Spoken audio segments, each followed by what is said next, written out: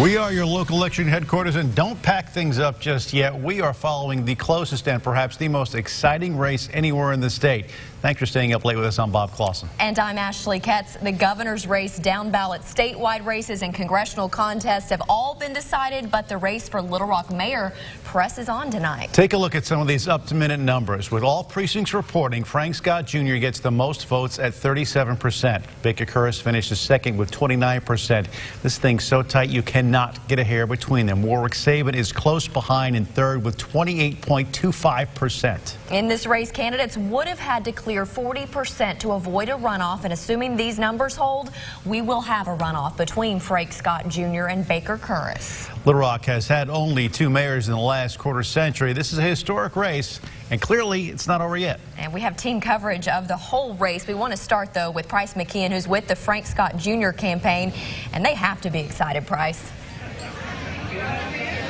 Everyone is very excited, and just about 10 minutes ago, Frank Scott Jr. himself right here, he just got off the podium and giving a speech to everyone with all his passion. I want him to just explain to you, how does it feel right now? How are you feeling right now? Kind of describe that to everyone, knowing you're going into a runoff. Well, I'm excited, I'm emotional, I'm grateful, I'm humble, and I'm very intense right about now. The main goal that we started on September 12, 2017 was to unify the city and focus on jobs growth. We want to make certain that we move from being disconnected to connected. That message has been resounding throughout this entire city, hence the reason why we bled through early voting and election day voting. And so the time is now. We're moving towards figuring out this next 30-day journey. I got my 2 brothers with me, my other brothers here as well, Daryl Scott. I got Charles Blake, I have Antoine Phillips. I don't know where my brother Daryl Scott is here, but these are the reasons why, along with Pine Street Strategies and many other people that have brought us here to this day, because the time is now to unify this city. If you want to unify this city and move us from disconnected to connected, we can talk about policy for days. Go to frankscottjr.com. You'll see all the policies that you want. But the time is to unify this city. That's what we're all about. That's our internal why. If you want to change for the better for Little Rock, that's what we want. And I'm asking for anyone who was undecided about me to please vote. Anyone that didn't vote for me, please vote. I want to earn your vote. I sincerely appreciate it. We got a 30-day journey, and we thank you all. And I want to commend everyone that was a part of this race. This was the most civil and cordial race that we've seen, not only in this city, but this state, but something that this nation needs to replicate. Thank you so much. Thank you so much for taking a few minutes out of your busy day, because it is a lot of excitement here. There are a lot of people out here, and this party is still going to be going tonight. We're going to send it back to you, right? This is the entire city. This is Little Rock. This is Little Rock. Yeah. We're going to send it back to you guys back in the studio, okay? Yeah, celebrate, but you got to get some rest, because the campaigning will go on for Frank Scott Jr. Thanks, Price. As we mentioned, Baker Curris second in this race. Mitch McCoy is live with his campaign tonight. They're at Cajuns in Little Rock. Hey, Mitch. Hey, Bob. Hey, Ashley. Boy, you know, this came down within just a few hundred votes, and Baker Curris didn't want to give that speech until he knew for sure he was in that runoff election. And he spoke just a few moments ago, and we're joined live now with Baker Curris. Baker, congratulations. You're headed to the runoff election. You found out just a few moments ago this was so tight. Did you have any kind of speculation through the night that, okay, I might not be in the runoff? Well, sure. You know, these are good candidates. It's a tough race. And I took nothing for granted, never do. But I'm so gratified to have an opportunity to keep campaigning, so we're looking forward to it. What is different about this runoff election? You know, I mean, at this point, you now have just a few weeks to secure all of the votes that, you know, Mr. Saban had at some point tonight, some of the other candidates. What is different about the runoff election from a campaign standpoint compared to the election that you've been running the last few months? Well, we've talked about the issues in maybe 24 different public forums, but now we'll have a chance to really refine the differences between only 2 candidates. And it'll be a positive experience, I hope, for our community and give our community choice. That's what this is all about. Through the election the last few months and your campaign, what will you do differently? You know, what was something you're like, oh boy, you know what, I wish I would have done this during the past campaign that you are going to be doing in this campaign? Well, I don't know that there's anything dramatic. I'm really proud of our campaign team and all our volunteers who work so hard. Keep in mind, you know, we only started in June.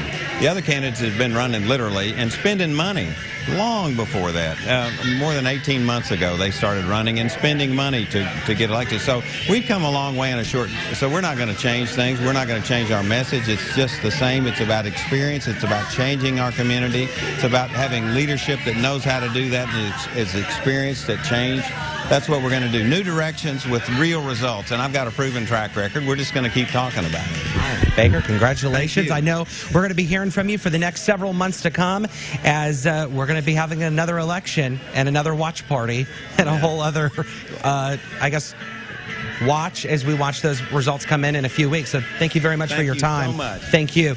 And, you know, as we toss it back to you guys, it's really interesting to see, you know, Baker earlier tonight wanted to give a speech an hour, 2 hours ago, because he knew a lot of the folks here were volunteers. He wanted to kind of get them on their way and knew that they were just tired. But he just, the results, the numbers were just so close that he couldn't do it at that point. And so he did that about 30 minutes ago when those numbers came in. So, guys, I mean, we have another few weeks to go and another election. Live in Little Rock, Mitch McCoy, KRK4 News.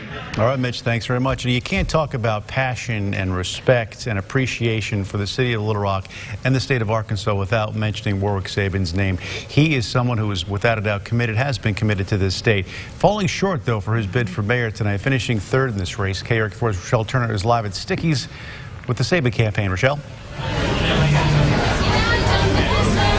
Good evening, Bob. Yes, I'm here at Sticky's, and people are still clapping and cheering for Warwick Saban.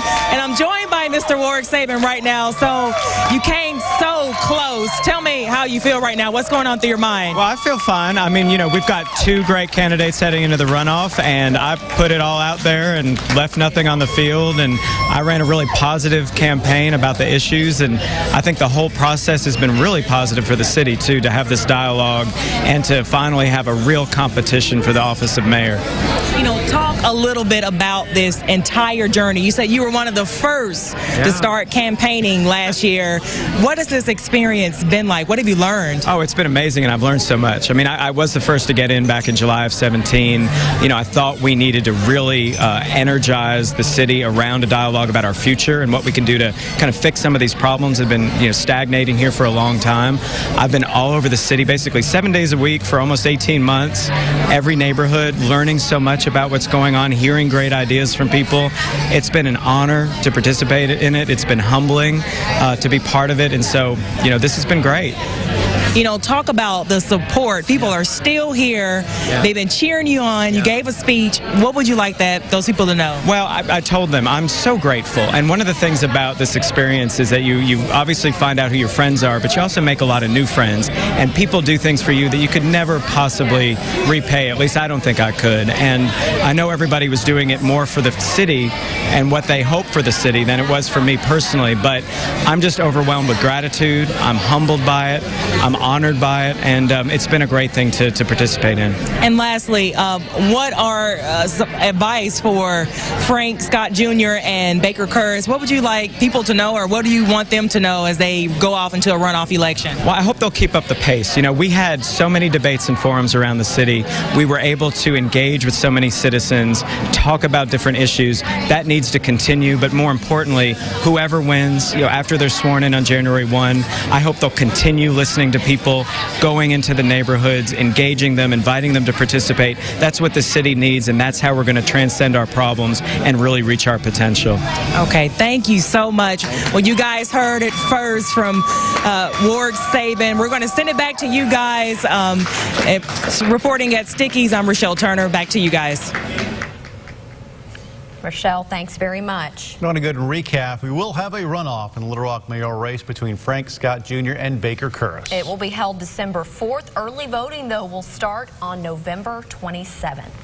So here we go. The evening's over. The campaigning is not, at least for no mayor rest. of Little Rock. One of those things. So a race that we will continue to watch in the coming weeks, and then it will have resolution when it becomes election day for that runoff. And if you want to see the latest results, you can always go to KARK.com. Thank you for watching KARK. We'll see you back here tomorrow.